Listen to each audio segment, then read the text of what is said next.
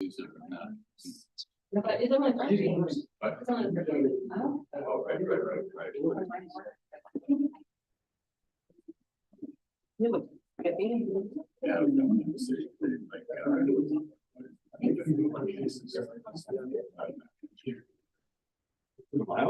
Yeah. Oh, that's exciting. Be best, you did well. Well, that's even the best part right there. It's even better. Yeah.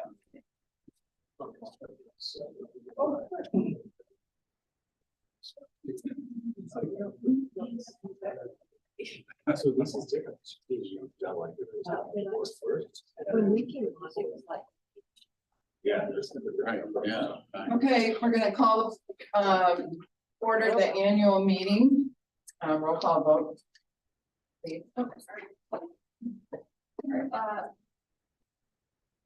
President Reinhardt, Here, Vice President Fox. Here. Director Dr. Schroep, Here. Director Here. and Director Burks. here. Reading of the district vision and mission statement, I think you get to do it again, Jen. Sorry. Our mission to challenge all students to achieve their full potential through engaging, responsive educational experiences that inspire innovation, critical thinking, and collaboration. Our vision to develop learners who are competent, compassionate problem solvers. Our operating principles: information for one is information for all, no surprises, verify facts, think ahead, disagree, explain your thinking, and then commit. Thank you. At this time, I'd like to welcome any visitors for public comment. It's not, okay, approval of the agenda. Pat, item A, 12A, letter A, letter B. I'd like to take out a consent. Oh, B, okay, and you want to be able to discuss that? Correct? Okay, we're going to, No, this one. I'll move it up Big, after, B. number 11. Yeah, actually, Carrie Novak presenter, has another call coming in if it's possible. Could we move that to 10.5? Before 11, 10.5, we have to create an item. but that's above hearing, okay. That's above Terry Novak though. Do you want it below? No, Perry Novak presenter has another engagement at 7 p.m. So I was hoping that if we move it above number 12. And since number 11 is a NIAC presentation. Okay, 10.5. Let me remember that.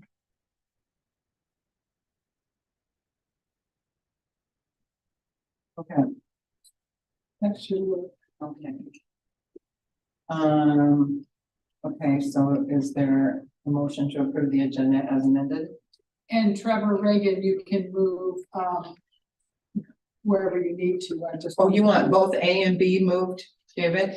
No, I was just Trevor Reagan. Yeah. Oh, I misunderstood. Yeah, that's why I would. I'm sorry. to put it. I misunderstood. I'll put it down, 14.5. That's fine. There you go. So we're gonna leave Perry Novak in. Yeah. Well, he moves up to 10.5, so he's getting pulled on. Did you move Perry Novak out too? No. No, I did big A, little B. Yeah, big A, little B. Oh, Yeah, okay. we follow. Okay, so is there a motion to approve the agenda as amended? I make a motion to approve the agenda. A second. I'm sorry, one last piece. We have to move the administrator and director report from Principal Bliss. I'd like it to accompany the board policy to which it speaks, which is in 16A lowercase b. And that will allow him to get that from a wrestling tournament to be able to answer questions on. Okay. Can we make a motion? Sure, I'll make the motion as amended to move. This is, One second. Been moved and seconded to approve the agenda as amended and noted. Any further discussion? All those in favor say aye. Aye. Opposed, say no. Agenda is approved.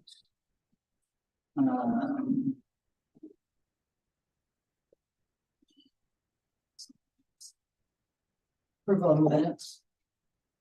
Motion to be admitted, Second. Been moved and seconded to approve the minutes as presented. All those in favor say aye. Aye. Opposed, say no. Motion approved 5-0. Acceptance of abstract of election. Is there a motion? I'll make a motion to approve the abstract of election. second. It's been moved and seconded to approve the abstract of the election. Any discussion? All those in favor say aye. Aye. Opposed, say no. Motion passes 5-0. Examine financial accounting books for the end of the fiscal year. Kelly, do you have anything you want to say about these? I just put in there where all the balances are for each of the funds, all expenditures. If you have any questions, our audit's not done yet, so this is just a draft of where they end. Obviously, it's not cash won't move, but expenditures are revenue.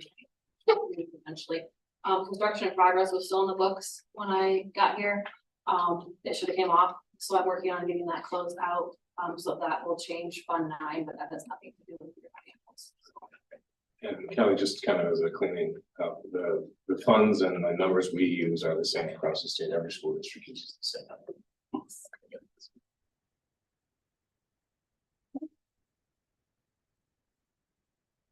Is there a motion?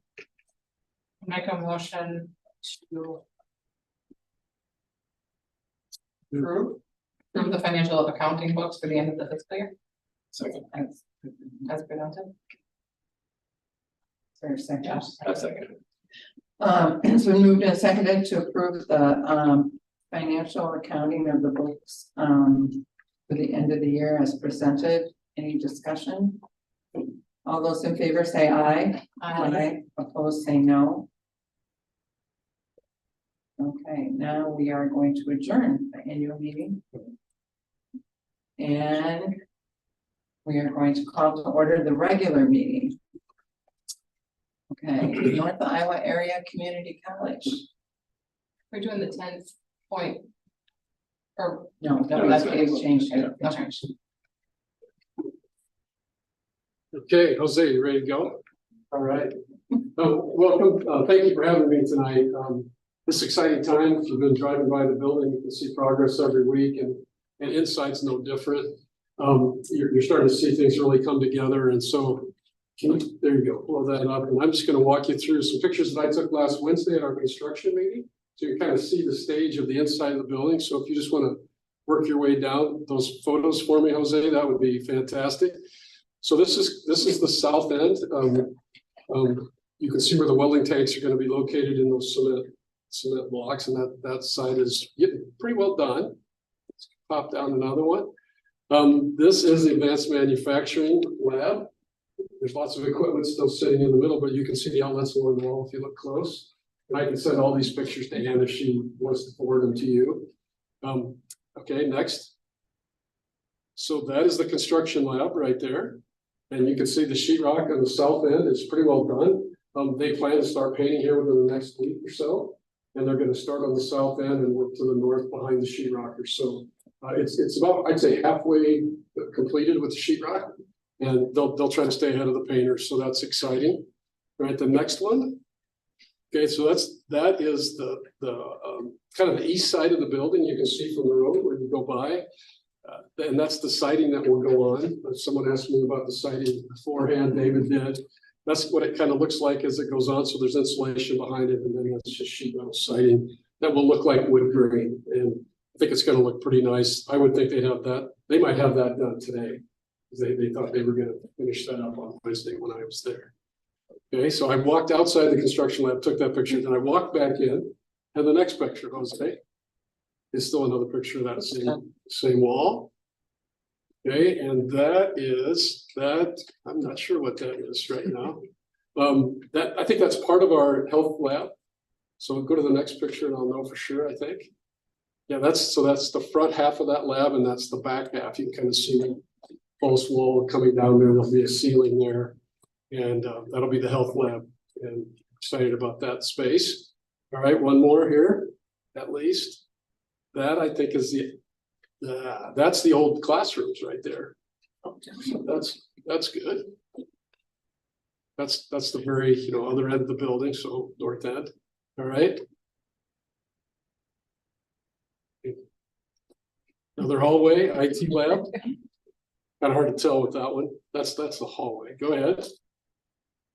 And there's two outside pictures from the west side. So what I really wanted to tell you about tonight is the timeline. And I forwarded an email to Ann when I got here this evening, the construction company.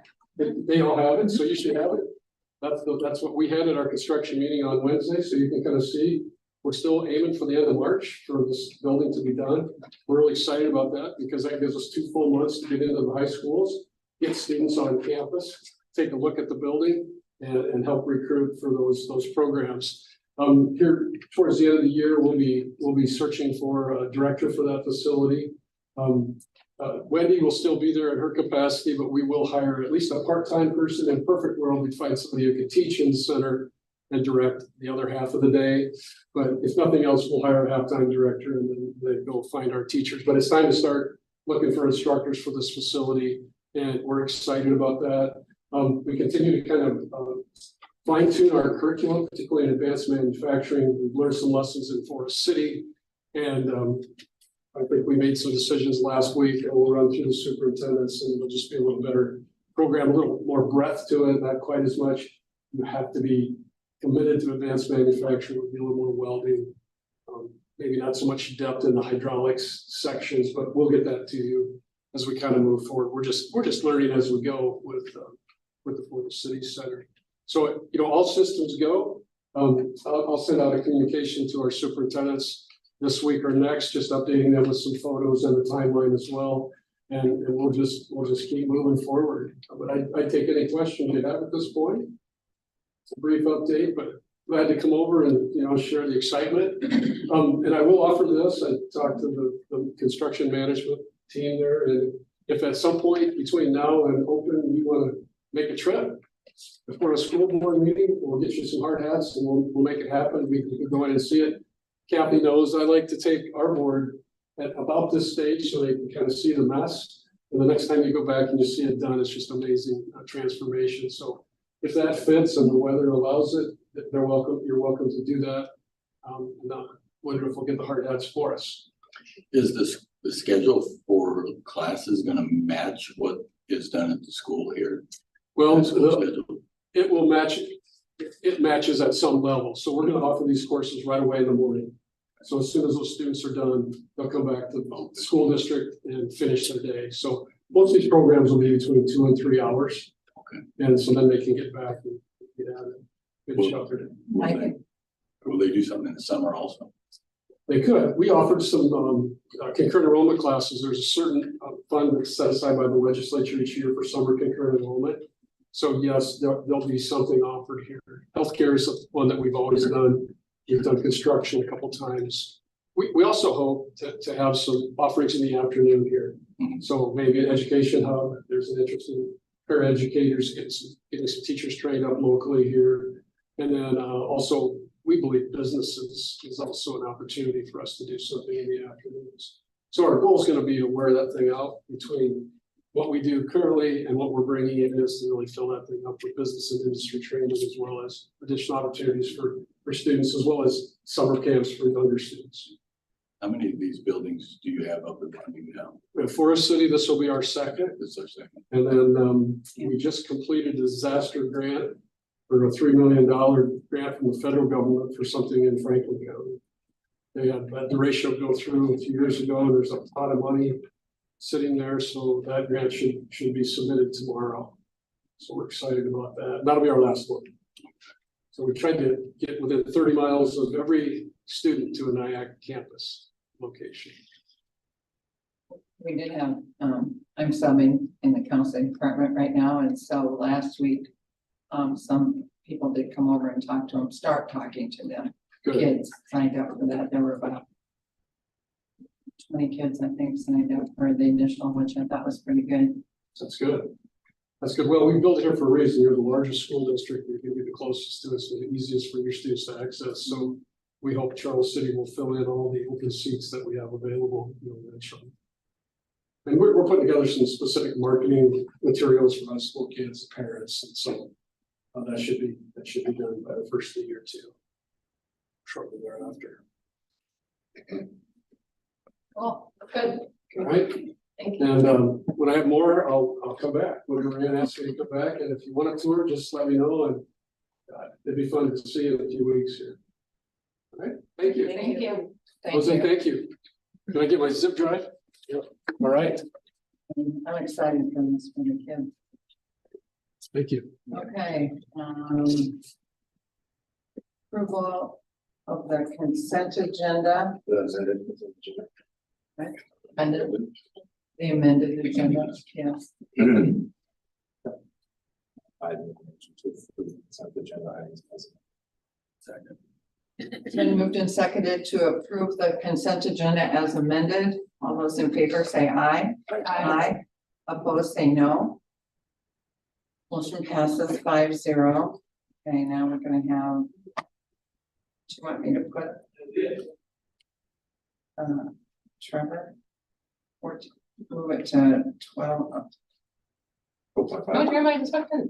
Oh, okay, we can go ahead then. Well, actually, he's not speaking about Trevor Reagan, but. No, Jen is, but Oh, she's, Trevor Reagan's after this. Correct. He was our So administrator. he's who we were waiting for, so you can go ahead. You came just at the right time. Right. Or did that, no, that got switched. Yeah, that's what that policy. Yeah. Oh, okay. Sorry, you get a chance to, okay. Superintendent report. Alrighty, thank you, and you have a copy as well. What's going well in Charles City Community Schools? Congratulations are in order for our first team football players, class 3A, District 2. Keenan Wiley. That's right.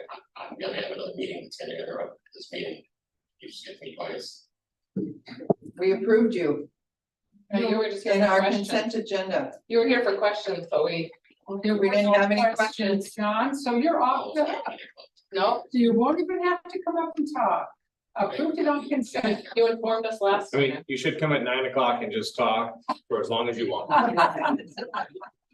Sorry for the confusion, John, but there weren't any questions, so you're good to go. I will come back and see you in another day of going, so. Sure, absolutely. John, just as in passing, as part of the superintendent's report, John and I have been talking and with Jerry, and there's a possibility we can get a few additional panels around the high school area, possibly the bus barn or near the softball fields, which would make the only facility that wasn't fully carrying its weight, have some additional sun power, solar power. So the agreement here is to pursue it. The fine details on those kinds of decisions can be made by future board as they ensue. Thanks, John. Sorry, That's okay. clear on that. Glad you said something. No worries. So congratulations are in order for our first team football players, class 3A District 2. Keenan Wiley, wide receiver, Josiah Cummings, defensive back, also receiving honorable mention. Keegan Bowman, linebacker, Micah Hillhouse, defensive back, Braden Ellis, offensive lineman. It was a privilege to enjoy the Thanksgiving meal with students, which is an annual event, as you may know, at the Kerry Lane High School program. It was heartwarming to hear the many touching stories shared by students of the appreciation they have for their blessings and the support they receive from Kerry Lane. If you haven't ever been a part of that, be prepared to shed a tear or two. It's a very moving and touching blessing and meal.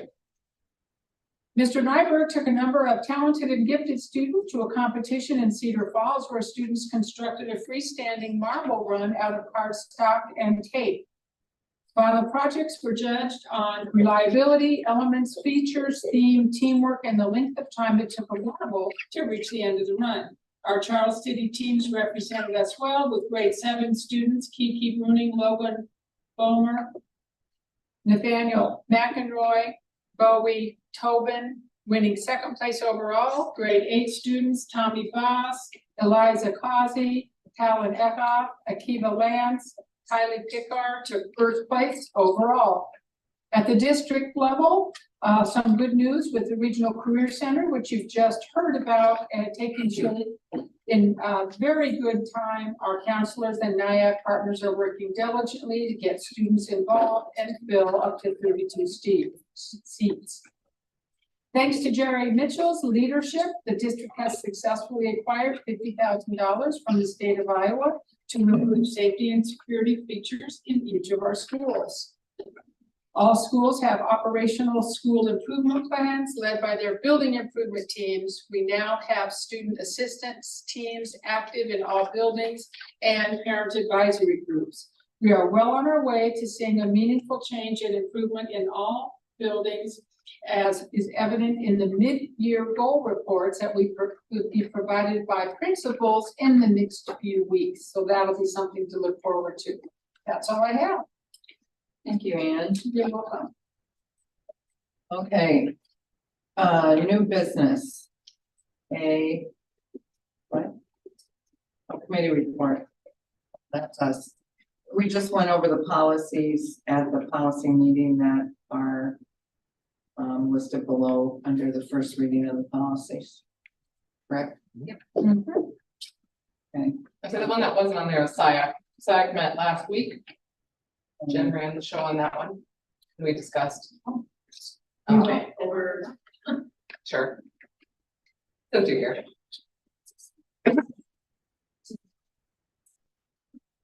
We actually continue to go over ISAT scores and conditions of learning scores that we didn't get to at the previous SIAC meeting.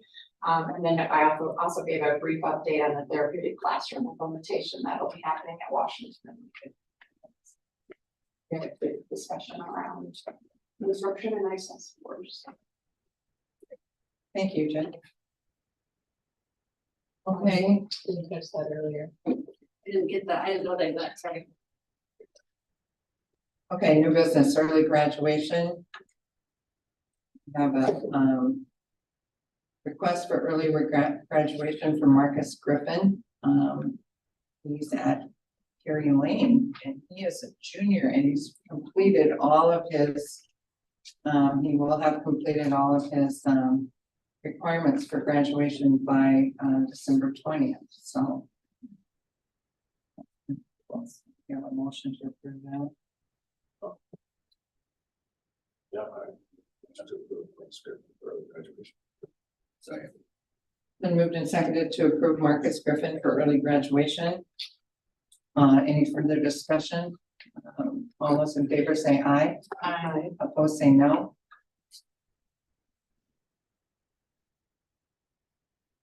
Did I forget?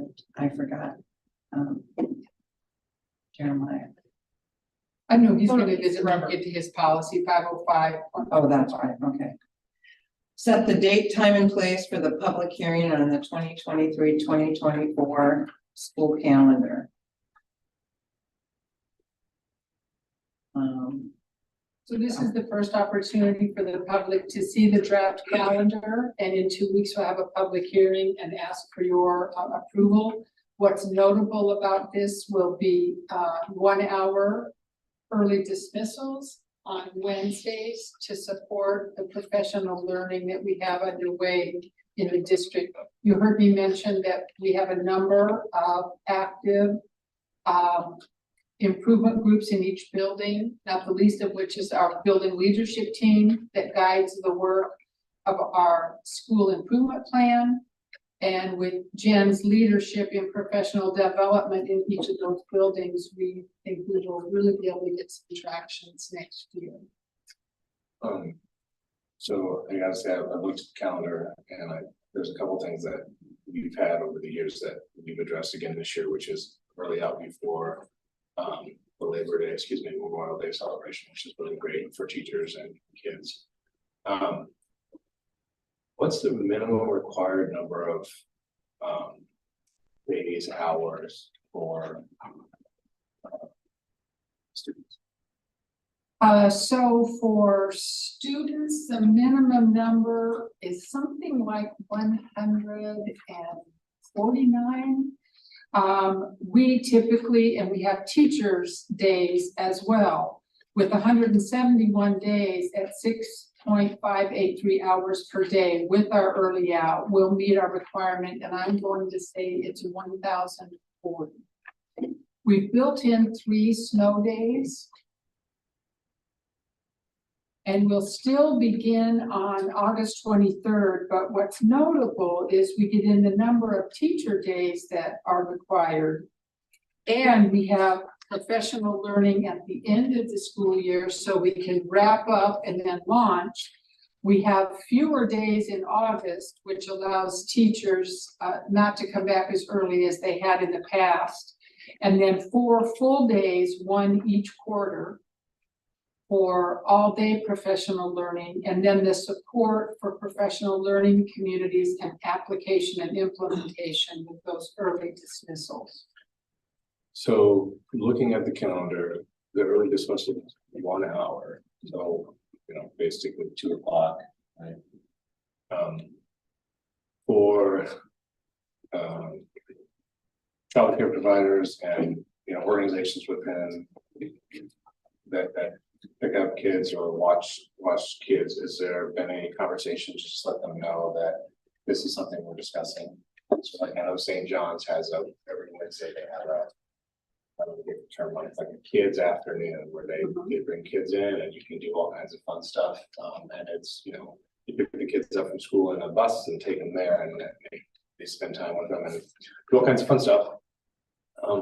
So just, thinking about programs like that and TLC, making sure that they're aware of the changes that we're talking about doing for next year. I will do that, Josh, because I had not. I had taken it, made it available to our association representatives and to IC school and all the principals. And then Jen asked all of her lead teachers and her teacher leaders as part of her TLC group. So we did do, but that's the one groups I forgot. So I will get that. We have 2 weeks before we actually move on. So let me run that by them. Okay, and then the other one I'd say is just if we would ask Travis to make sure that that's part of his article for the paper, so that people would know that, especially if they're an in-home childcare provider. Excellent suggestions. Thank you. Great. Looks. And you mentioned IC does not have the early updates.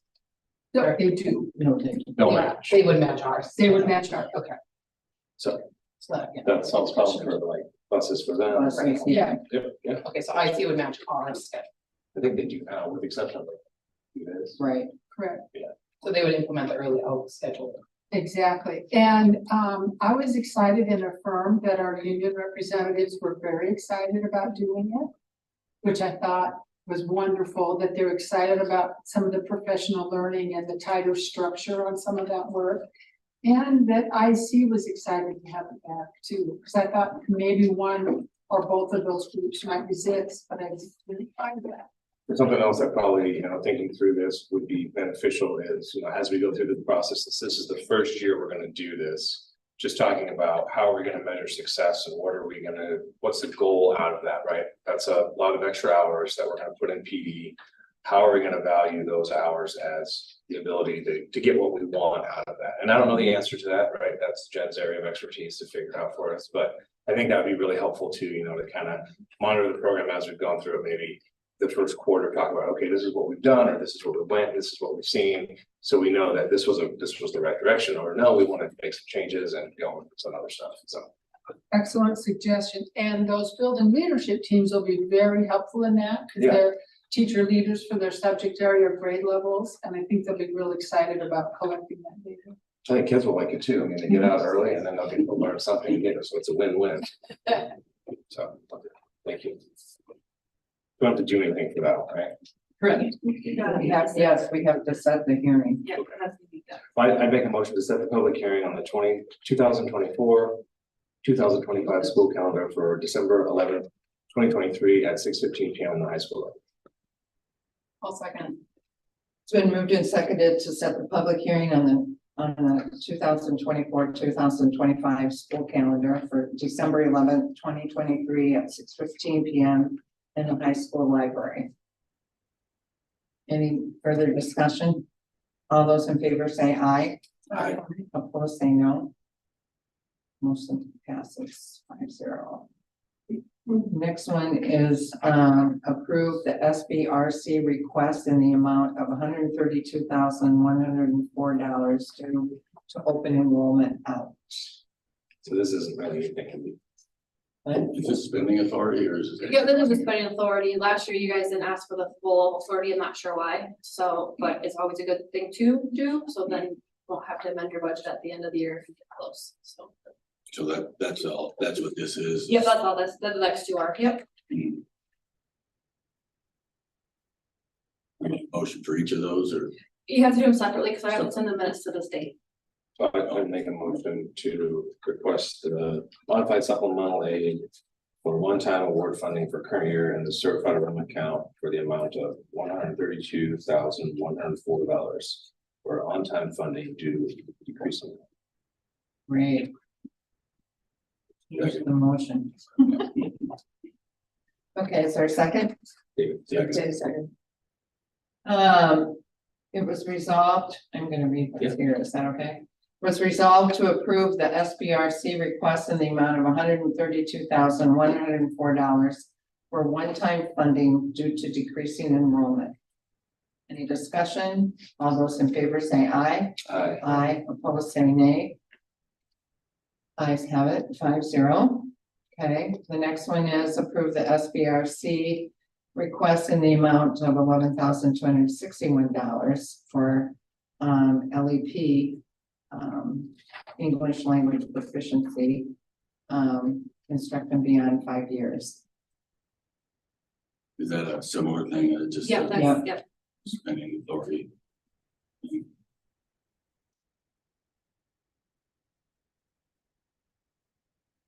I got the language on that one.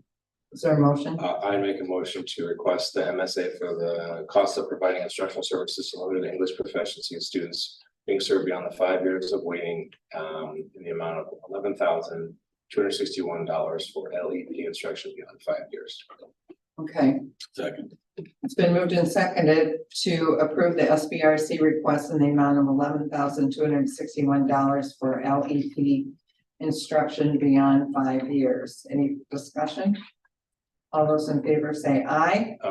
Opposed, say no. Motion carries 5-0. Just real quick, just as one thing, those are for fiscal year 25, right? Or they- For the budget part, yeah, Yeah. so it's like last year's count, but goes, yes. Yep. Okay, making sure I understand, thanks. Okay, policy review.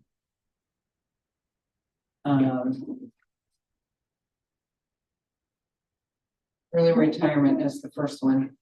Graduation. Yep. So this was one of the policies that was discussed at the policy committee, I think, as a recommendation, right? Right. And what's your recommendation? Yes, we made a few changes.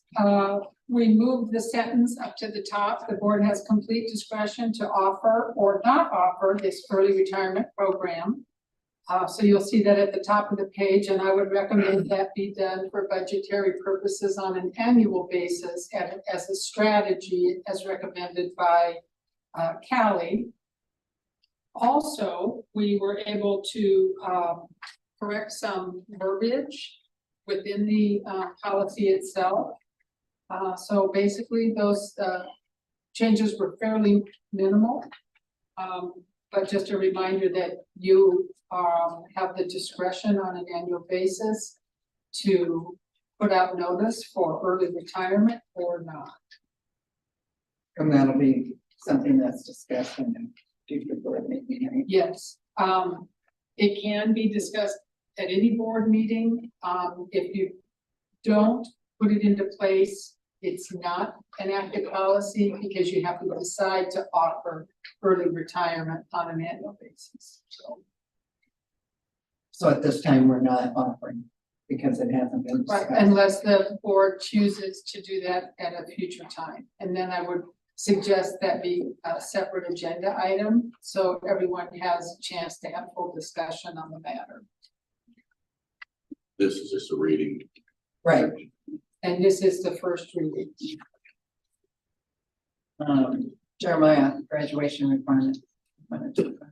Yeah, Jeremiah was scheduled to present. Go ahead and come forward, Jeremiah, as part of the director's reports. We weren't sure, and I'm sure that you were did not exceed any speed limits on your way home from the wrestling meet. That's what I'm telling you about. Okay, because we want to be careful about that. You want to talk a little bit about, and there's a handout, if anyone wanted to look at his handout, you'll see it under 13A. There's an attachment.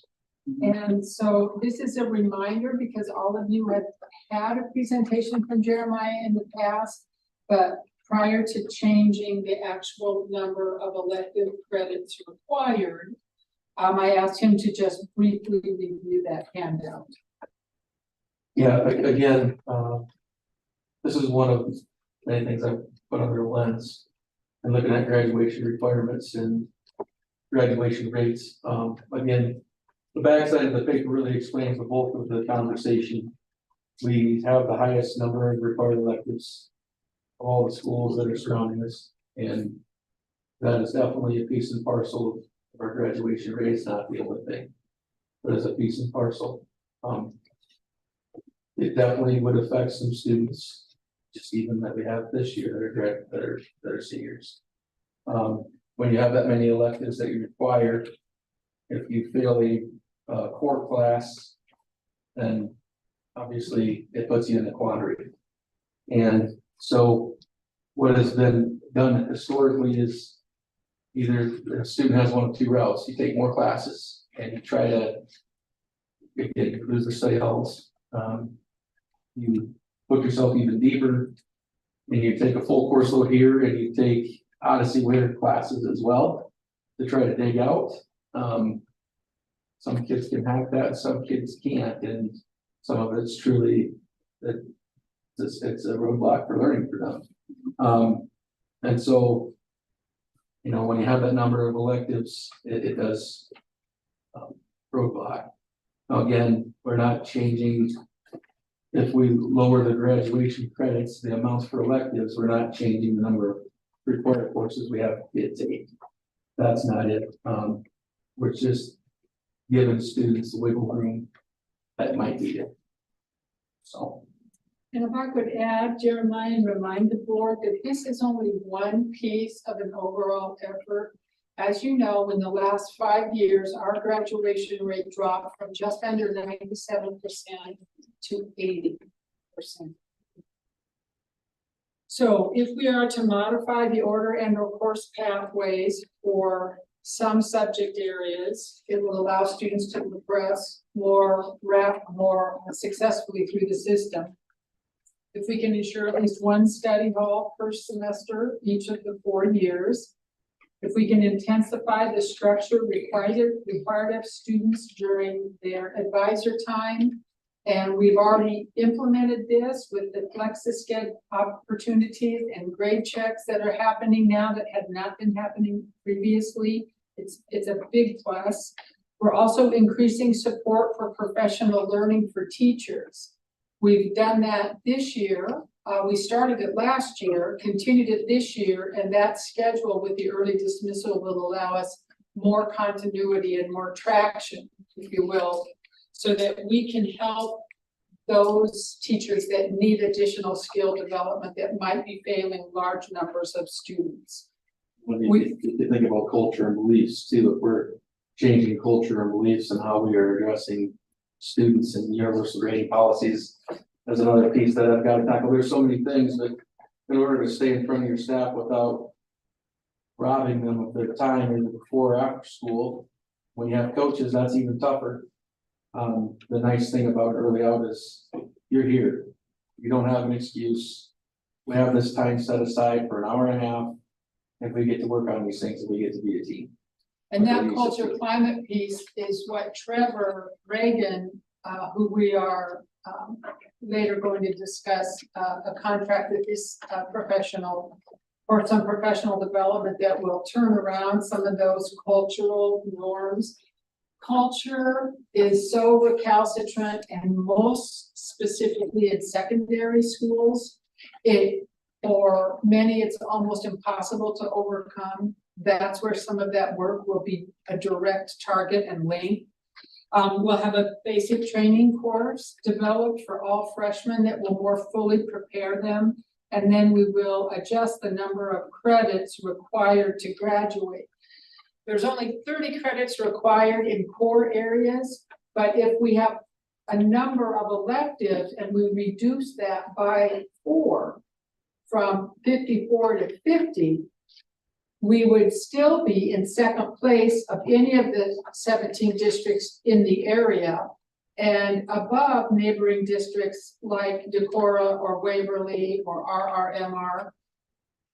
A student won't automatically graduate if they don't have the core areas, but certainly if they're not loaded down with additional electives, they have a chance to retake the core. So that's the thinking behind it. And just to clarify, the core classes are English or Yeah, you got a 4 plus PE is what it amounts to, so you have to take 4 years of English coursework. You have to take 3 years of math, 3 years of science, 3 years of social studies, so that's your 4 and you have to have a semester of PE every year at high school. We still do a foreign language. What's that? We still do a foreign language. I guess we're. yeah, but it's not required It's not required. Correct. So That's, by the state. so those By are the state it's not requirements, yeah. And it might be for post-secondary, but it's not required.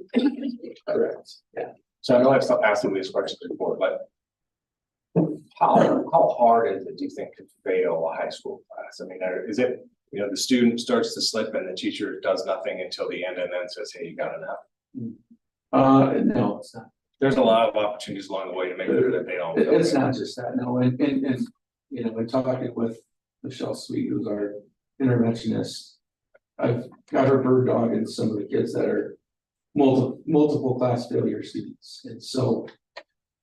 We weaned, at the end of the first quarter from 170 plus students with an F to 117.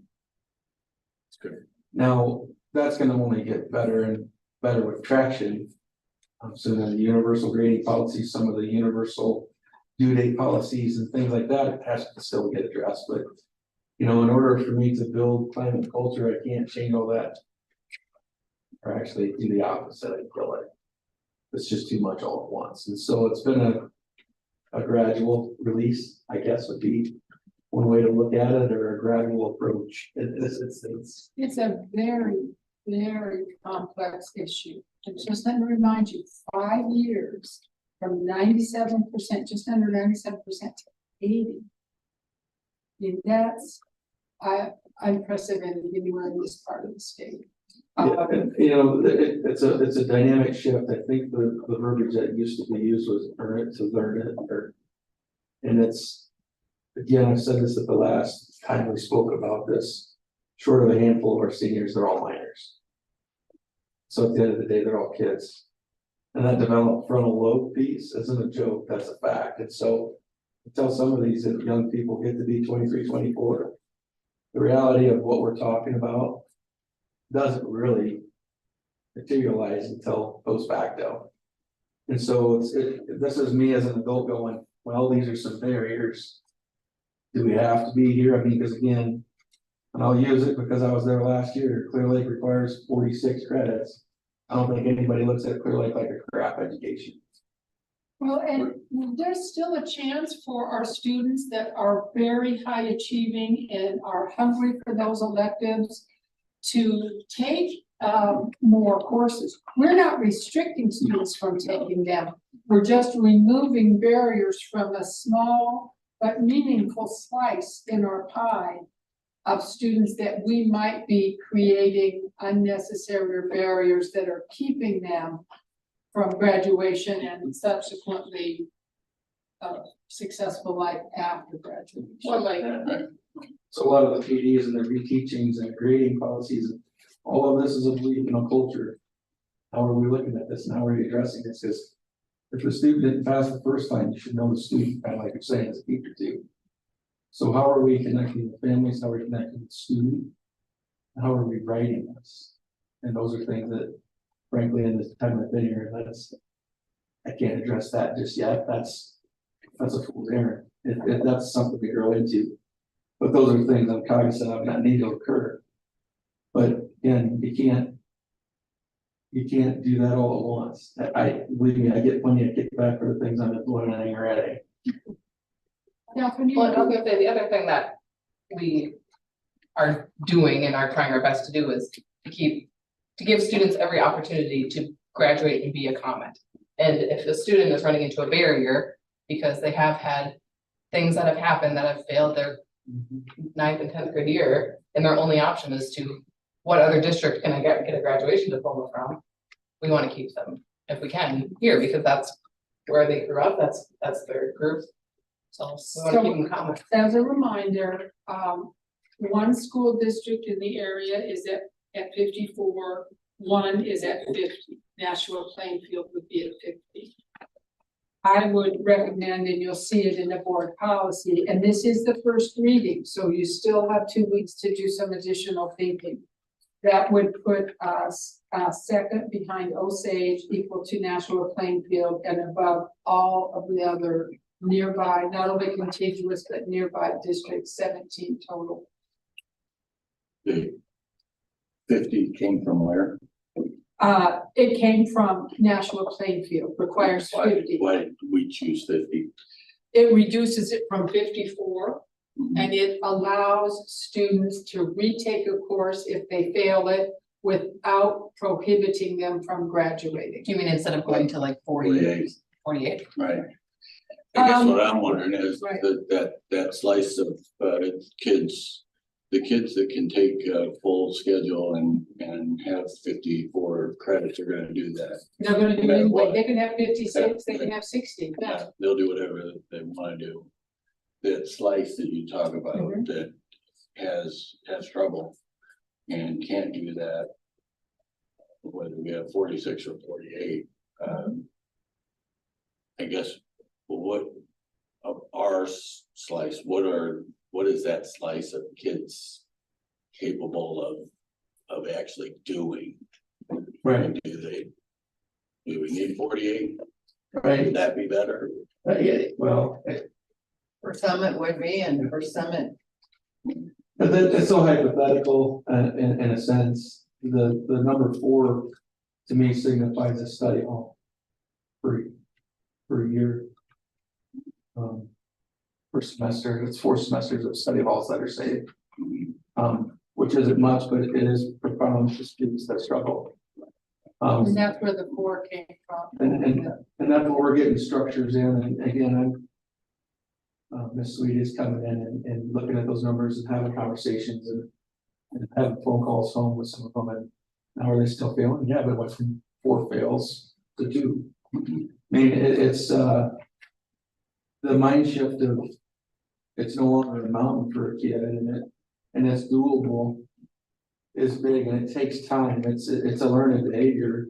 What are we doing in those study halls that help those kids that need help? What are we doing in them? Yeah, help. She's right there, and she comes out and helps when she can.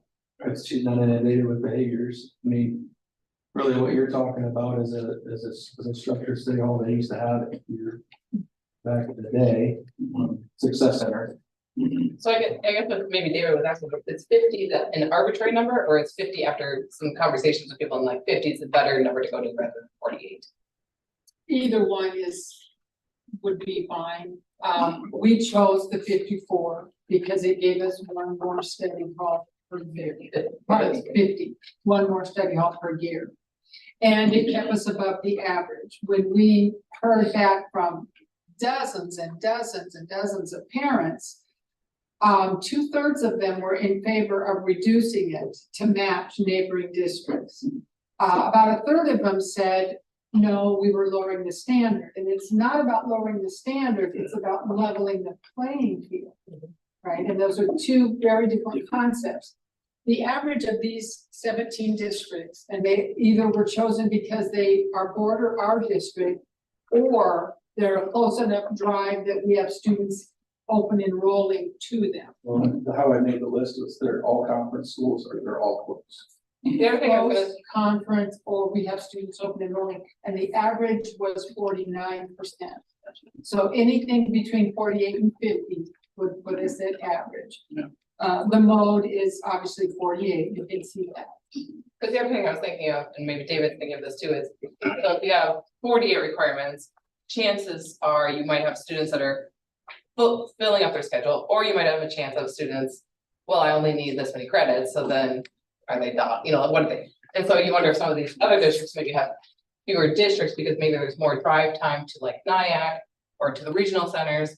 Where if we have a regional center here in town, well, they're not gonna need a whole 2 periods. to That's drive a back. very good point, and because the NIAC courses do consume 2 periods, that's the other piece. So some of those rural districts might need less requirements because there's more drive time of students coming and going.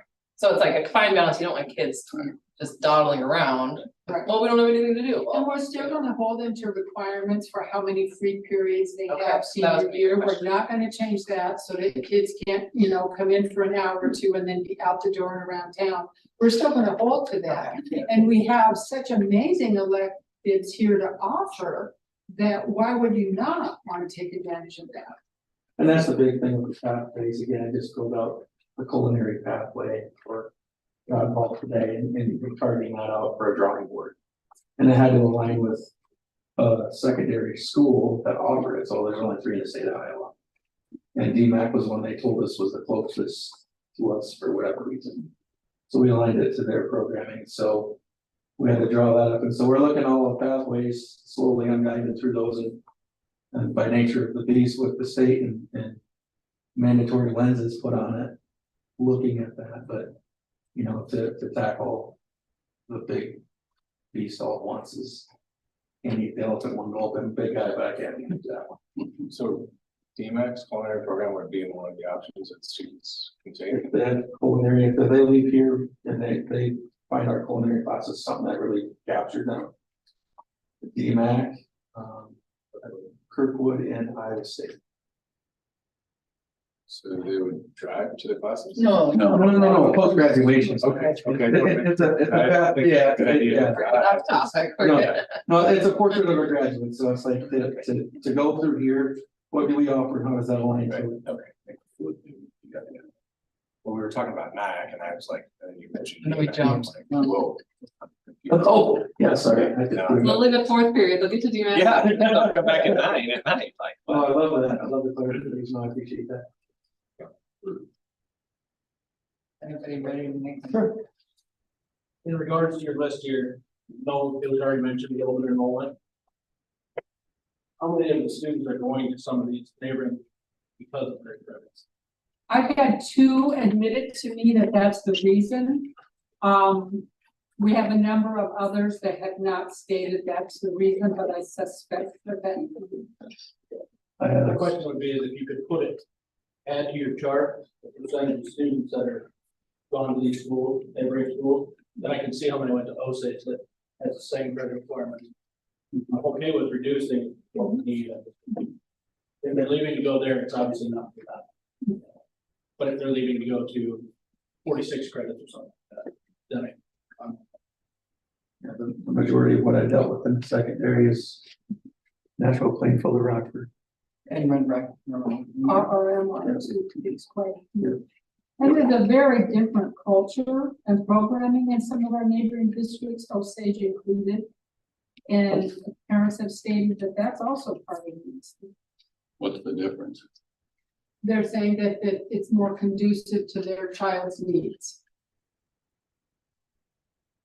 I've heard that from a couple of families for Osage, and Osage requires right now the same that we do. But my concern isn't with the 100% graduation rate at Osage. My concern is for these 24 or these 20% that I am fearful we have not set them up for success. That's my concern. We also have students that have significant needs in terms of socioeconomic support that you don't find in all of our neighboring districts. So for example, if you look at the handout, and again, it's listed in 13.A, SES stands for the percentage of students that are disadvantaged financially, economically. So Charles City at 52, Oldewine 53, Mason City 51.6, and Hampton Dumont 58.6. Those are the top four, and we're right up there. Those are factors, and these are children.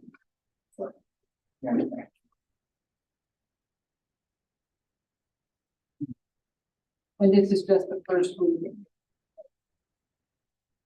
And not the first time we've heard about it. You've had lots of conversations. Yes, we've had a presentation in a board meeting, and we also had a work session on this. And you brought it to SIAC. And we did that. Very good. Thank you. Thanks.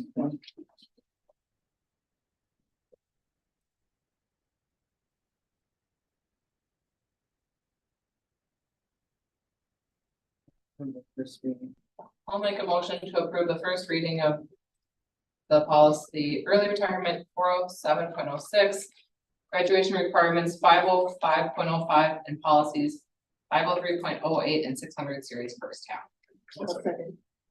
Been moved and seconded to approve the first reading of the board policies 407.06, 505.05, 503.08, and the 600 series, the first half. Any further discussion? All those in favor say aye. Aye. Opposed, say no. Motion passes 5-0. Okay. So now I'm gonna adjourn this meeting and we're just take a 5-minute break and start the next meeting.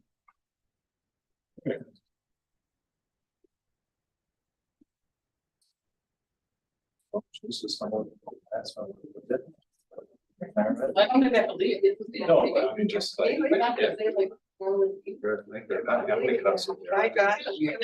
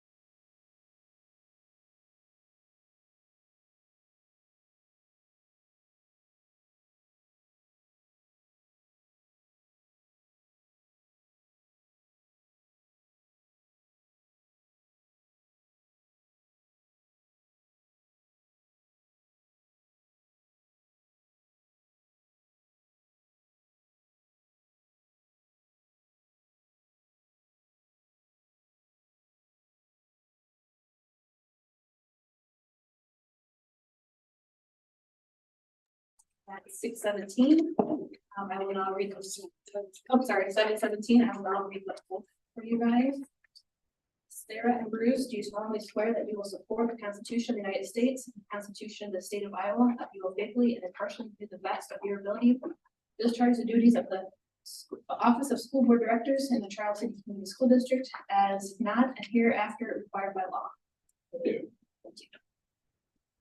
And then actually pull up your hand. For a term. At the end, we'll take a picture. We'll have them re-imitate it. Do I have nominations for a board president? So I'll make the first point on that. I would like to nominate somebody that I believe will keep pushing forward the bond, and that is what's best for the student. I don't think we've really had a chance to give our constituents a chance to express their opinions on making improvements for the school. And so at this time, I'd like to nominate Josh Mack for president. I believe he's consistently supported the bond, and so I would like to see that being brought forward. Is there a second? Can I second myself? I don't think they require a second. Actually.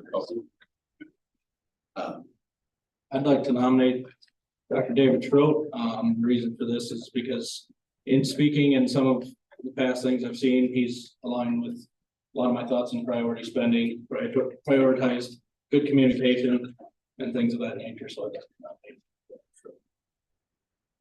It doesn't require a second, but I would ask, is there a second? Okay.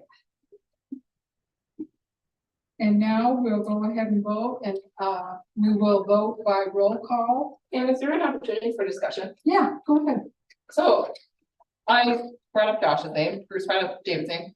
Can we hear from Josh and David? What a great idea. Let's go ahead, Josh. You go ahead and start. So I've been on the school board for 2 terms. I'm in my 6th year. I was president twice before, and fortunate or unfortunate for me, it was during the pandemic. So I got to spend a lot of time communicating with other board members.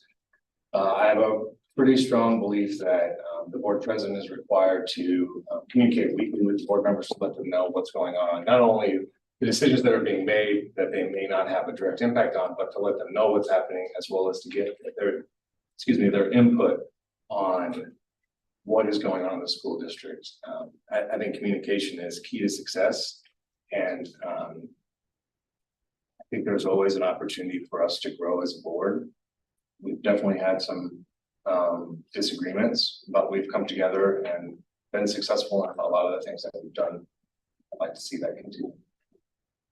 I don't disagree with any of those things. I think that my focus has been on being cost effective. And speaking to the bond thing, I have not been a big supporter of that. I think there's alternatives. I think that maintenance of facilities is important, and that is one of my main focus. As far as the buildings are concerned, the other one is the educational product of the school. As Anna mentioned in our previous meeting, we've had a 5-year decline in our graduation rate, and there's some struggles that kids are having as far as their education, and I think we need to identify that. I think we need to identify that quickly. We may have made some progress, but we got a long way to go, and we've got to work. I think we have to work harder on that issue, and bringing the kids, the children, learning up to at least state average or better. So I think there's alternatives that are more cost effective. I think building maintenance is important. And I think that having had all those ICAT things for a decade, that some things got done a lot. And the educational product in the last 5 years, is needs reversed. That's my goal. So David, would you put the bond as a priority in the next year to get it back on the ballot? I think there's alternatives to borrowing money right now. I don't think we necessarily need to borrow money. So where would we get the money? I think that there's alternatives that don't cost a fortune. Or at least need looked at. Josh, would you put the bond? Yeah, Priority? I'd put the bond back. I think it'd be important to get feedback from where we vote for and get feedback. I mean, we've had ICAT studies for the last the last decade, and our ability to spend is really right around $1 million is what we have to spend on facilities every year. That includes buses, cars, technology, roofs, sidewalks. $1 million is all we have. If we were to take that money and devote it to one project, we would do nothing else. No other building would get into maintenance because we don't have any other money. I mean, this has been looked at for years on different ways to reallocate dollars without raising taxes to solve the problem that we have. There's no alternative. It's very unfortunate that some other projects have gone before us and those projects weren't as successful as we would have liked to see. But from the school's perspective, when they've spent money, they have spent every dollar really well. We have Callie, for example, who does an excellent job of managing our finances. And I know that we had some challenges with the middle school. No one at this table was part of that decision. And I know that there's a lot of discussion about the old middle school. Again, no one at this table had anything to do with those decisions. So we can't change the past. All we can look at is the future. Education and students are the future. If we don't invest in them, then what are we doing here? There's nobody that argues with that, but whether or not we need to borrow money or we need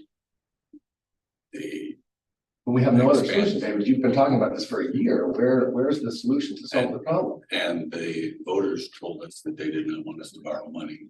They don't want us to borrow that much. There's options that are not as expensive and that will provide an excellent facility. And I guess I'm not gonna identify a lot of things right here, but there are options that are more cost effective. And you've argued with me every time I brought it. Well, I'm still not seeing an option. I mean, we've talked about them, but we haven't ever seen them. And anytime that I've brought up that I would like to do that, and that's what I'd like to do now. This new position if possible.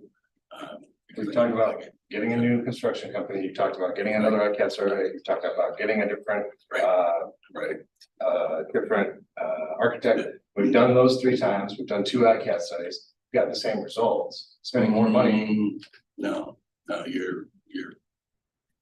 No, Okay, that's not. so that's We not can the- argue all day. There's still some details there. The other question I had is, as a board president, you're a representative of 5. You're also a representative to the community who's going to value transparency. What does that look like in your role? I can follow you. So you, as a board president, you're the spokesperson of the board, which is 5 people. You're also kind of the representative of the community's input. How do you navigate, or how do you see yourself navigating that as a board president, if you were to get elected?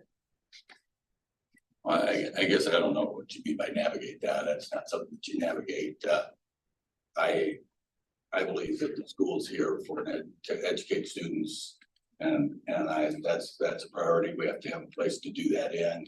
That's the buildings. We have to have people that do that for us. That's the teachers. So I'm a supporter of all that stuff. And I would work hard to elevate everybody and the product in the most cost-effective manner possible. And would you make yourself available to the other board members if we had questions? I'm or thoughts on available the- at any time.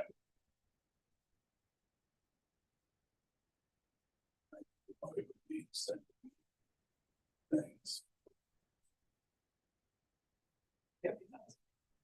So I think communication and being transparent about the direction of where the school wants to go and our role as a board member is very clear. You know, our role is to drive the ship. I mean, decisions about educational programs or direct decisions about this or that, you know, we leave those decisions to experts who know the curriculum, know the material, and bring their recommendations to us.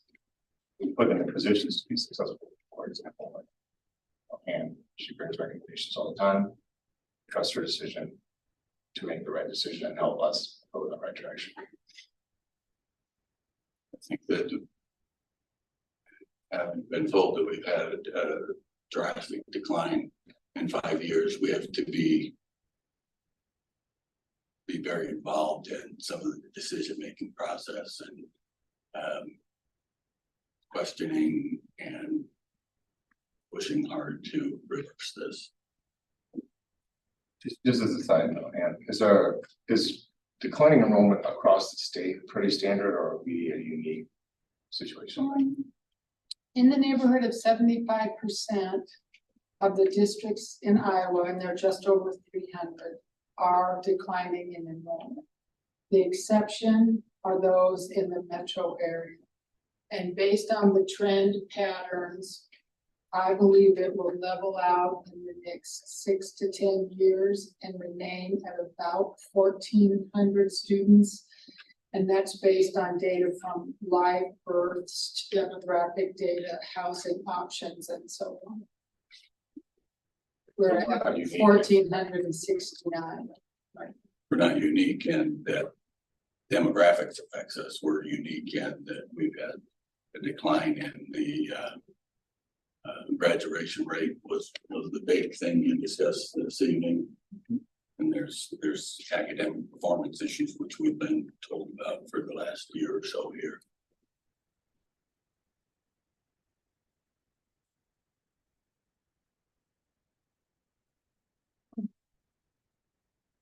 Are we ready to vote? With a 2-3 vote, it's not necessary then to vote for Dr. Schroeder. Is that correct? Okay.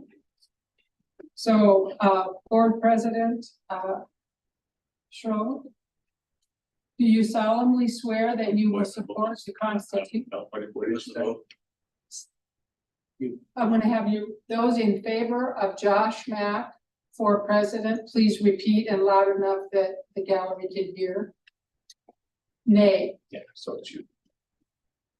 Okay. Catherine said yes. Nay. No. Nay. No. Okay. Okay. That sounds like 2-3 Thank you. to me. Yes, no problem.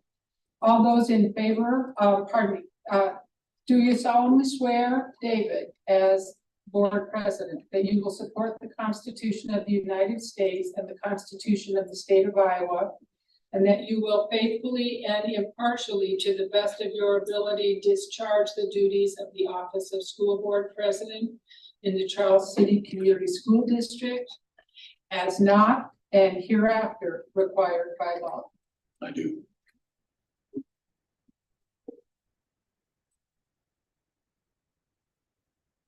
Election of vice president.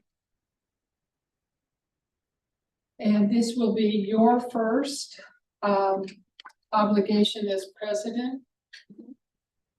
Mr. Schroeder, Director, Board President Schroeder, and I have to get used to saying Board President Schroeder instead of Director Schroeder, right? Fine. Call for nominations for vice president. Can I nominate Mhm. Bruce Kaber?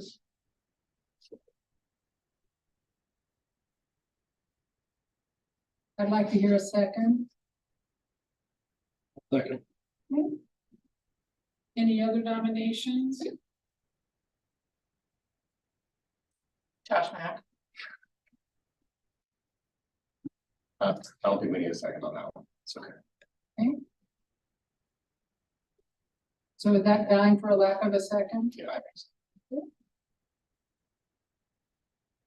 All those in favor of selecting Bruce Cabrit as vice president, please vote by roll call. Sarah?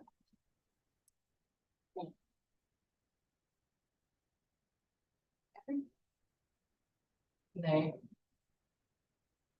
Bruce? Yay. Yay. Nay. You're tempting my Robert's Rules of Order. We don't have a majority for Bruce Cabrick as vice president. So I'd like to open for additional nominations for vice president. I'll nominate Dara. Second that. All those in favor of Dara as school board vice president, vote by roll call. Yeah. Yay.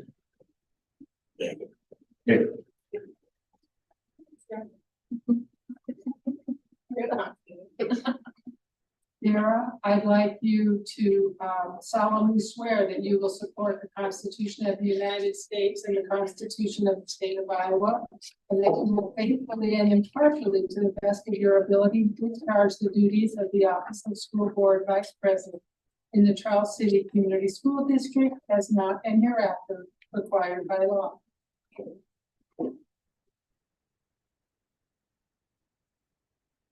So I take And over. now you get to take over, and you're going to appoint a board secretary. And I believe that Kelly has been doing that. Is that correct? Yes. Yep. And we'll continue to do that. Is that Yes. right? Board treasurer. Oh, you'll want to read her, Oath of office. swear her in for oath of office.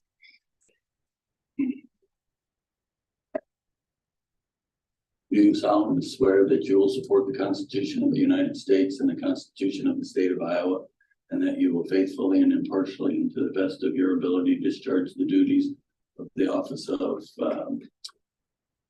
board secretary for the Charles City Community School District, and not and hereafter required by law?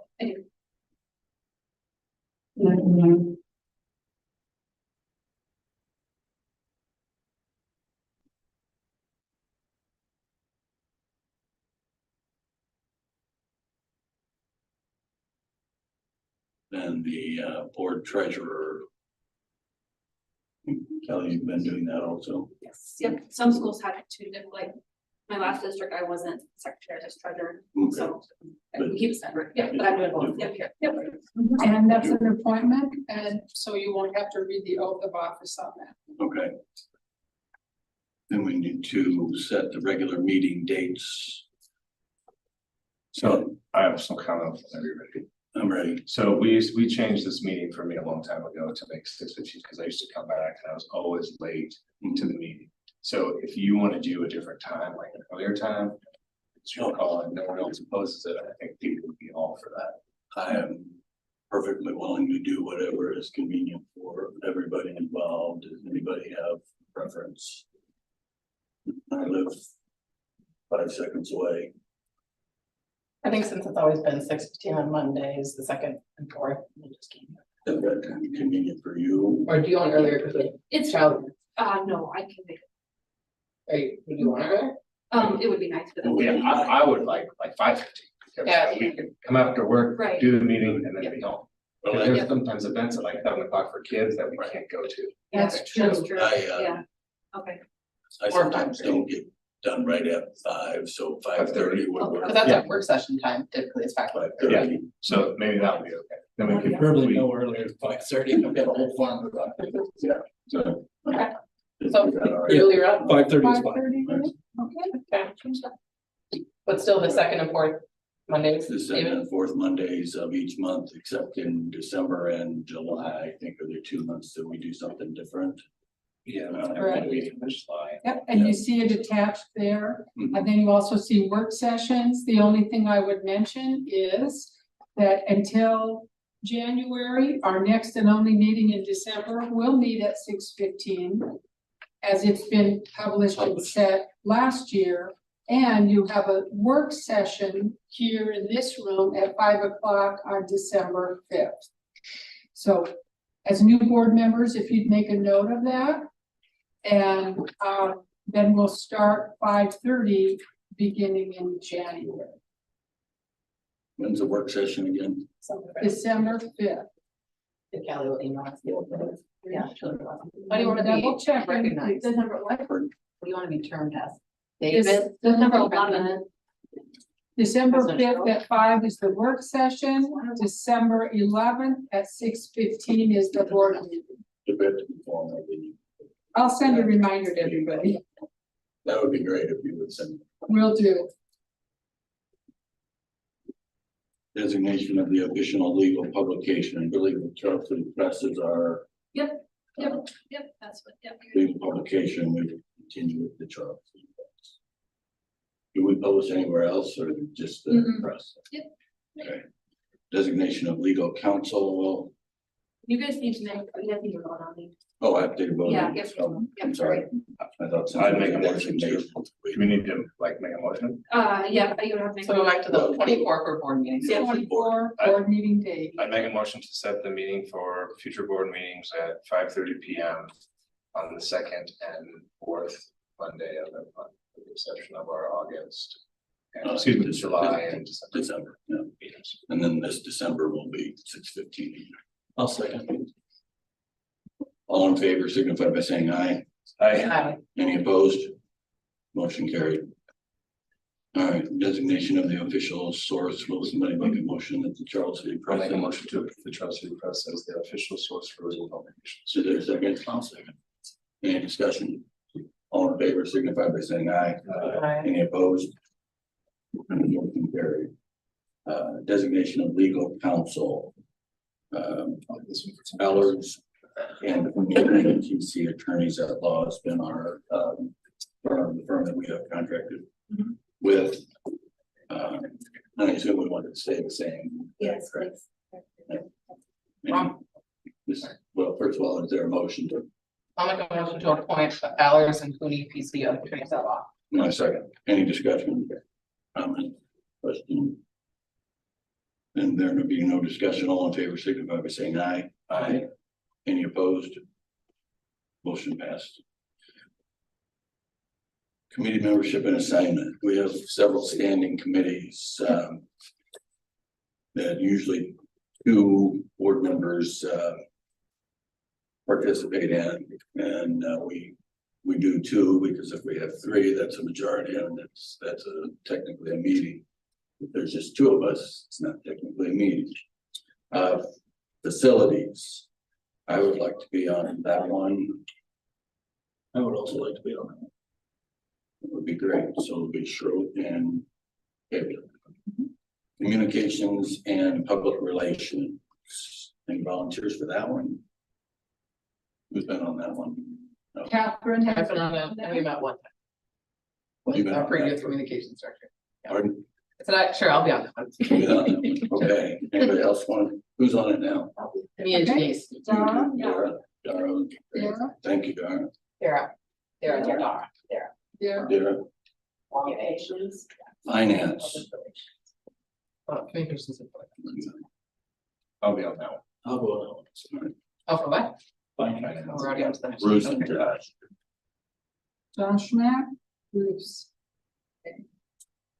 Negotiations and compensation, I think that's the largely the certified staff that we deal with. It's both. It's both? Okay, all right. And they will meet once or twice a month, Mhm. beginning in December, for 2 hours on Wednesday nights, and you can join via Zoom. But you will want to make sure that you have some level of training in interest-based problem solving, which is our roundtable form of negotiations, as opposed to traditional positional negotiations. And Josh, you have been trained, if you'd be willing to stay Yeah, on that one. I I'll did, leave that to sure. you, David. What do you mean by training? There's a training for interest-based problem solving to gather the depth and breadth of concepts. Because it is so different than negotiations, but certainly we're prepared to give a summary training at our first meeting in December, which is scheduled for the 13th. So if Josh doesn't want to be on the committee, we can have two new people receive training as part of that meeting. Angie Holzer and I discussed, having been through the training ourselves numerous times, we think we can provide a summarized version of that. And frankly, do a adequate job of it, Yeah, and not have to pay presenters to come in and really know the material well, so. You know, so our Wednesday nights from 4 to 6 p.m., if that works in anyone's schedule. And they're set several months out because of the number of people. There's almost 20 people at the table. So they used to be morning meetings, but now they're night meetings. They've moved them to night since I've been here. Do you have morning meetings on? We do have 7 a.m., but those are just impromptu with Callie and I. Oh, yeah, the whole group, yeah.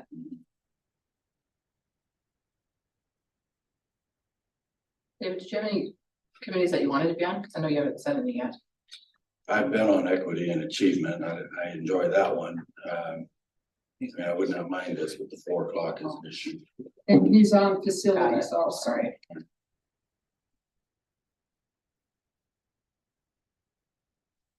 Anyone else want to come on negotiation? That'd be how often? Every two times a month? One time a month in December and and they should wrap up fairly quickly. So it's 1 to 2 times a month and we're usually finished by April. And we don't have our first meeting until December 13th. I'll join. You're finished by April, you think? Yeah, typically by April. All right, I guess if I can get that schedule out, then I can. We already have 2. Pardon, do I already have? I said I'd do it, Oh, all right. but I don't have to do it if you want to do it. No, go ahead. Thanks.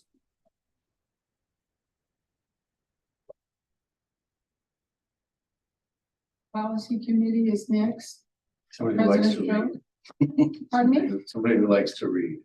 Yes, you have to like to read because we are revising, rereading and revising every single policy in the 900 series because we were not compliant. And we've been working on it for several months. That's why you have so much reading in the board. When I look at other districts around us and I compare our policies to theirs, they're almost just word for word. Almost identical. And so I'm wondering, how does that happen? They have to be dictated to us, and if we're not. Yes, they are. They come with We just model haven't caught up with recommendations. what's being dictated to us. In some respects, that's true, if they are outdated. And there's been legislative changes. In other reasons, we have to do it at least once every 5 years. Best practice is once every 3 years. And so by this spring, we'll have everything up to date, and then it should be a matter of 1 series per quarter with your quarterly legislative changes. So it will be very manageable. And then you'll get on that rhythm and just stay with it regardless of who your superintendent is, you'll say. Because some of them have not been done since most of them since 2016. Where do we get these? Model language recommendations? comes from IASB. In some cases, our attorneys, others has provided some for us. And the State Department of Ed, in fact, tonight you noticed 503.08. That one came out of the Department of Ed. Okay. You just can't have every district around us and look at them in their almost exactly word for word. That's not coincidence. Oh, no, it's guidance from the Iowa Association of School Boards. They've come together as an association and said, this is best practice, so we think, and so do the boards. And it also keeps us all legal. Yep. You notice at the bottom of those, whenever you're reading through them, there's a series of citations. Yeah. So much of it's in Iowa code and rule. That's really helpful. That's also why they're real simple. Right now, I'm just doing facilities, I believe, so I would be fine with that. So you'd like to be on policy? Sure. Great, policy for Josh Mack and David Trope. You're gonna do that? I guess, What's the policy? No, give him the policy. You didn't put your name. He was last year, policy. Right, but he was last year, he was on policy. And he likes to read, so I was thinking. Yeah, Sure, yeah, I'll do that. Are you on 2 now or 3, David? Or John? Pardon? I'm on 3, finance. Negotiations and policy. Equity and achievement. Last year it was David. Yeah, and we haven't really met for a Oh, long no, time. 4 times, 5 times maybe in the Yeah. last year. Right, it's not a lot, so that's fine. And Dara as well. County conference. They don't meet that often. Twice or 3 times a year. Want to do that this time? Sure. Also, We need to. There 2? if we need to second. There's only one on that. We only need 1. Either We way, want him to do that, since you're on three of them. That's okay, that one I do like, how it's fun. We talk about how to reduce taxes. That's what it's So about. I, if you have a meeting and want to just keep me filled in on that, I appreciate it. I know that stuff. Thank you. Decreasing taxes. The only thing I'll mention, Josh, is that you are on 3, and if there's one that you'd be willing to relinquish. policy would be 1.95. Catherine, would The you one you mind, didn't vote. Catherine, would you mind joining policy in his place? Yeah, that's fine. Otherwise, do we do 2 for SIAC? So no, it's the Dr. Schilling. Or is it Right. just Dr. Schilling? Yeah, that, I like I don't think SIAC was my that's- fun one. yeah, I come to that one too. I think that's not a standing committee. No, though. it's That's required in Iowa volunteer. code to Yeah. meet once per year, and we actually meet 5 times with Jennifer's leadership. I'm gonna and- do that one again. You wanna just keep one on that Yeah. one? So we can just show up to that one. But not- Anyone, yeah, Okay. if you plan on more than 1 person being there, we need to post it as a social event. Well, more than 2. Yeah, more than 2, and so That's- far David's been coming, so if you Yeah. wanna have David and you've been coming as well, Yeah, Catherine. and I'll read on policy. Or Darren, oh, you like? Can we read the names starting at the top? Who's doing these now? Yeah, would you like to, or do you want me to? You, please. Okay. Facilities, I have David and Bruce. Communications, I have Dara and Catherine. Finance, I have Josh and Bruce. Negotiations, I have Catherine and Josh. Policy, David and Catherine. Equity and Achievement, David and Dara. And County Conference Board, Josh, with SIAC, David and Kat. Thank you. I'll email it out to you and get up. Thank you, everyone. Board comments is a section where. board members- Actually, we had one item that was neglected at the former meeting, and I believe we pulled it because there was some discussion to be had. If I could ask for Trevor Reagan to be added as 27.5. You had initially moved that to this agenda, but hadn't stated where, so I'm putting it in the last available spot. Okay, you have something that you can explain, because I don't remember talking about this before, but apparently we have. No, We have not, okay, so your memory is correct. good, all right, good. Even though this is, Trevor Reagan is, a nationally known speaker. That is an expert on growth mindset, how the brain learns, and basically just brain science. He has worked with. Different organizations like 3M, all the way to professional, sports teams, as well as schools like Osage, Garner Hayfield. Howard Wynn, Dyke Hartford, Appleton Parkersburg. He spoke at, state conventions, with SAI, AEA, different kind of, things like that. The reason, I am approaching the board with, this is because I had talked with, and this is something that it's not just my idea and out of the blue. I've talked with the administrator, our teacher leadership team. Even though we've come by leaps and bounds from a year ago when I started, with the culture and climate of the district. I don't think anybody in the room would argue with me that there has been, some damage to the culture and climate over the last several years. There's mistrust between, and you can see these things in our conditions of learning report. There's mistrust and also emotional safety between not just student to student, but I would say student to teachers, students, actually tutors to administrators. And also between the buildings and our community members. This is something that he has shown to show progress with different districts in building that trust and the collaborative nature and doing what's best for our kids when it comes to learning, because ultimately the culture and climate of the school district sets the foundation for how kids learn and also how teachers teach. And even though, like I said, we've made some good strides, we do have a long way to go, like we said earlier. And it also kind of alludes to a lot of things Jeremiah Bliss talked to with our staff as well, and with our teachers and our students and our learning. We need to build an environment of safety for our students, probably post-COVID more than any other time than ever before. And to do that, this would just be one step in that process. It would involve we're coming in. And it's not just for the students, it's for the teachers and also retaining teachers. We want a culture of safety, culture of professional growth for our teachers as well, and letting us know that they're, as a board and as administrators, we're there for them to help them improve in their instruction. Because sometimes it's just a knowledge gap. They don't necessarily know, and no fault to anyone, but they don't.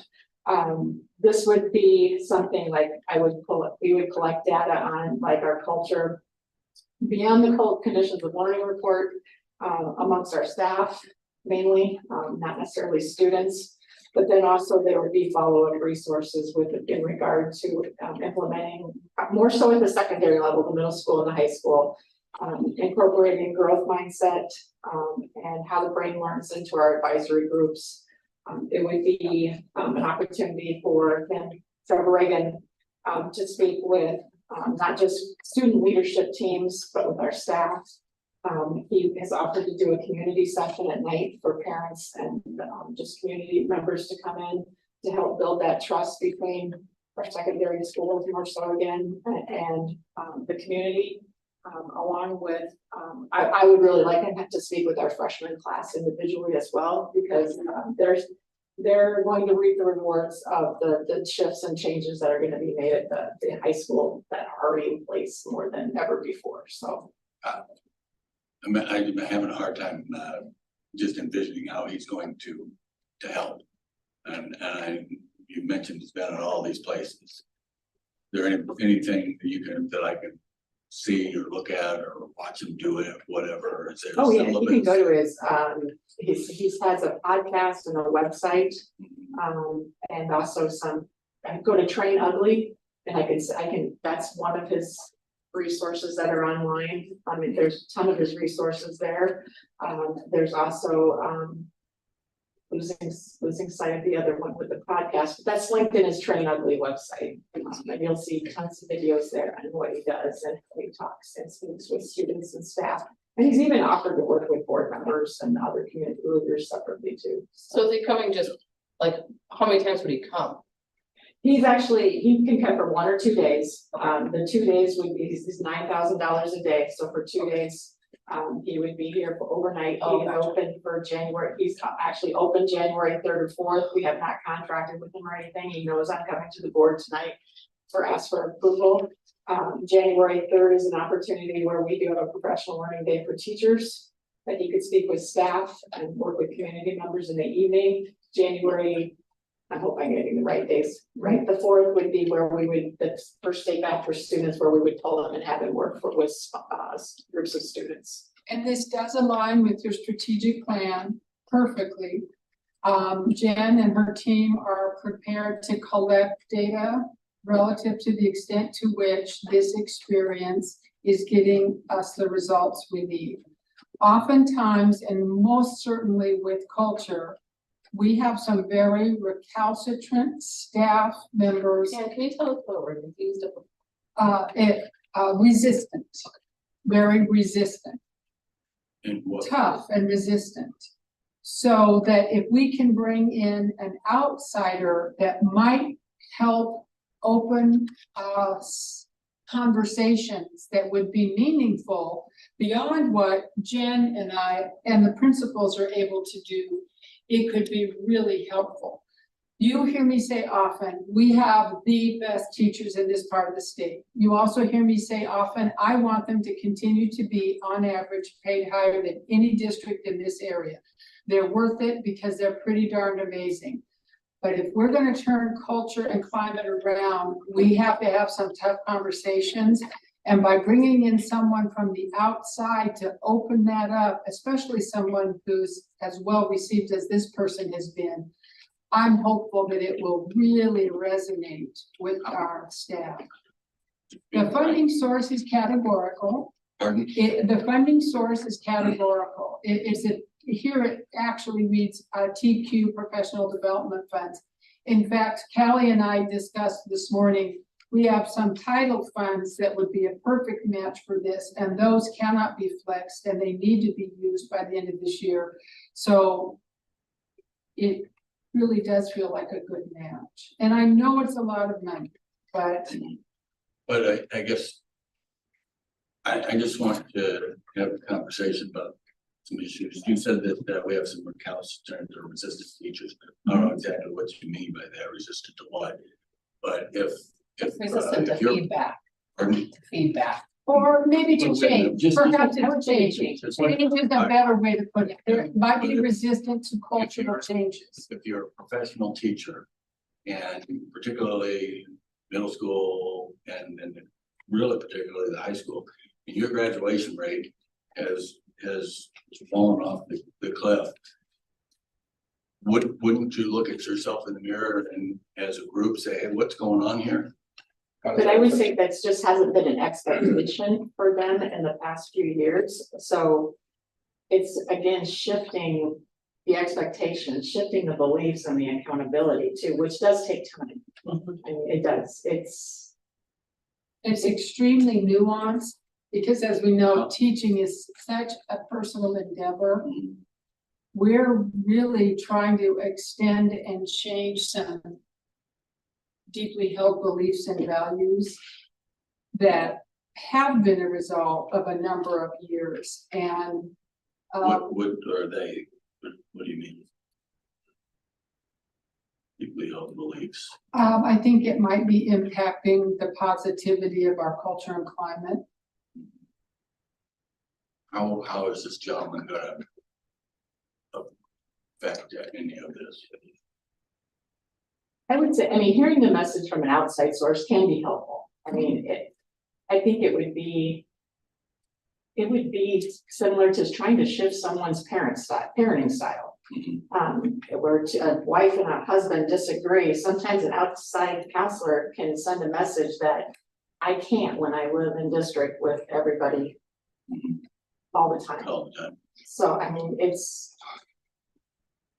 And also he's a specialist in those particular areas, so it might be a little bit like maybe deciding it's time to bring in a specialist to share a perspective that may resonate. The other things haven't really worked as well as we wanted up to this point. right. And he is an expert on brain research and brain science. I mean, he a lot of the work, it's not just his beliefs, it's like, this is how the brain works. Sure. So, and those are things I don't What's his think our background? teachers are necessarily been exposed to. He's a previously. neurologist, He neuroscientist. works with a lot of neurologists and neuroscientists, yes. So he's not just a fluffy motivational speaker. Correct. You mentioned these funds where you're tagged. Use them or lose them, how's that work? You have to spend them before you can get them back. So you have to submit the title fund every quarter. Also, we have close to $300,000 in PD money that state has, we are red flag right now because we have not spent it. So, Professional development. yep, and so we can either fund, I would use title money though, because it's federal money, so you don't get that back. PD money carries over. What do you mean, red By flag? the end of the year. Yes. Like they want you to use it, not just stock it up. You can't, yeah, so schools aren't supposed to stock money, if your school is in the savings, like a bank account, you're supposed to use, so we got red flag this year at the CAR with 3 funds that need to be spent down. The state's looking at getting rid of those funds for the schools that aren't using them properly. Granted, it wasn't coded right before I got here, It is coded right now. Jen and I sit down and watch all of her PPE, her tag, her dropout, everything now to make sure it is getting coded properly. So we will be right on track again. And it's a bit of an investment that might be a little overdue. Again, Jen and I both started together 18 months ago. And so we've had to really learn our way forward. And now that we have our sea legs, I feel like this is the next, the most logical next step. And if he says something that nobody likes, they can't say any bad stuff to you guys. They can complain about the other guy. So this is gonna be on the, what would the schedule be for the third? That's a Wednesday. That's teachers are back that day. I do not have that like in stone yet, Okay, okay, but it would be him working with teachers and possibly even some groups of students in the afternoon, I'm not sure. You should meet with them. You should meet with them. well, what's, I was gonna ask. is, Yeah, no, would it be in definitely. a- We, and like I said, the community session, which could be held late in the afternoon or evening time, would hopefully be on the third. I looked at the fourth, but we also have a whole, possibly another activity. It's, it wouldn't interfere if I sat in the room, certainly. No, not at all. You would be welcome. You're a board You'll be president, invited. David. I can see what's going on, yeah, it's, Definitely want to Eat your be medical there. tips. Hmm? Eat your medical tips. I just wanna see what's going on, because I'm not sure how this is gonna break through. No, like I said, he offered personally to just, meet with the school board and administration alone and do a session with them. Yeah, so it's like an investment. Yeah. And you may not get results, David, that same day, just like I'm sure you gave lots of advice to your 10 kids and it didn't stick the first I time. understand that. And you're worth more than $9,000. Your father's advice is worth more than $9,000. All our students. No, your children, but anyway. Okay, do we need a motion? Cause what's It our, was on the consent agenda. but then it was But if pulled. you would like to make a motion and then we can proceed officially. What's the last name? Egan, Ray is bringing. I'll make a motion to approve Trevor Reagan to come to our district. For 1 or 2 days, we need that. Or, The For his proposal was for 2 contract. days. For his Okay, contract, all right. Yeah. for the $9,000 contract. well, it's per day, Per day. 9,000 per day. yeah. Is that covers all of his costs, flights or hotel rooms and everything like that? That's, Is that This- not pretty high? That's not- That's no, that's not, not- that's where you should go for a national speaker, that's actually pretty reasonable. Yeah. Jobs. So the motion is to, Approve him for, for. 2 days. 2 days, for or whatever it 2 days. is. Out of that, We're gonna do Title II. Title II funding. Is there a second? I'll second it. All right, all in favor, aye? Aye. Any opposed? All right, Thanks for explaining, Jen. Thank you very much. board comments, just when board members can make comments if there is any. That will be fine, otherwise we need to do a closed session. Yep. Yep, you guys want to give it a break and watch up on the computers? Out of the part. How much of a break you want? You gotta make those 5 5 minutes, 4 minutes. So it's enough to stop. Pretty good now. Okay. Oh. Are we do a roll call vote or? Yeah, well, It's We have to-